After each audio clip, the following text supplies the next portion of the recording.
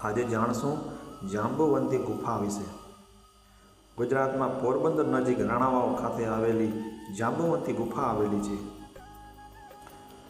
જે જાંબુવનની ગુફા તરીકે પણ ઓળખવામાં આવે છે। તો ઇતિહાસ મુખ્યત્વે હિન્દુ પૌરાણિક કથાઓ સાથે જોડાયેલા છે।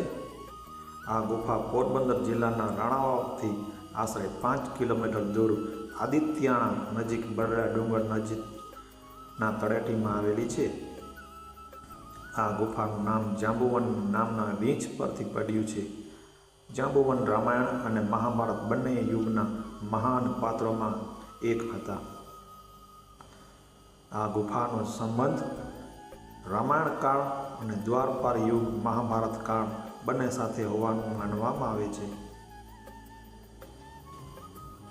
જાંબુવન ભગવાન શિવના અન્ય ઉપાસક હતા। ગુફાના પાતાળેશ્વર મહાદેવનું શિવલિંગ મુખ્ય છે। આ ગુફાની છત પરથી વર્ષના 365 દિવસ પાણીના ટીપાં ટપકતા રહે છે, જેના કારણે નીચે જમીન પર સ્વયંભૂ શિવલિંગનું નિર્માણ થાય છે। આને અમરનાથની ગુફા જેમ જ માનવામાં આવે છે અને આ ગુફામાં હજારોની સંખ્યામાં શિવલિંગો જોવા મળે છે। દ્વાપર યુગમાં ભગવાન શ્રી કૃષ્ણ પર સ્વયંમતક મણિ ચોરી કરવાનો ખોટો આરોપ લાગ્યો હતો। આ મણિની શોધ કરતાં કરતાં શ્રી કૃષ્ણ આ ગુફા સુધી પહોંચ્યા, જ્યાં મણિ જાંબુવન પાસે હતો। કહેવાય છે કે શ્રી કૃષ્ણ અને જાંબુવન વચ્ચે સતત 18થી 28 દિવસ સુધી યુદ્ધ ચાલ્યું હતું।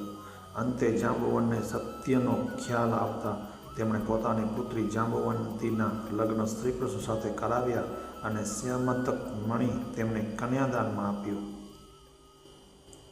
ગુપ્ત રસ્તાઓ એવી માન્યતા પણ છે કે ગુફાની અંદર 2 રસ્તાઓ છે, જેમાંથી એક રસ્તો બેટ દ્વારકા અને બીજો રસ્તો જૂનાગઢ ગિરનાર તરફ જતો હતો। જો કે હાલમાં આ રસ્તાઓ બંધ થઈ ગયા છે।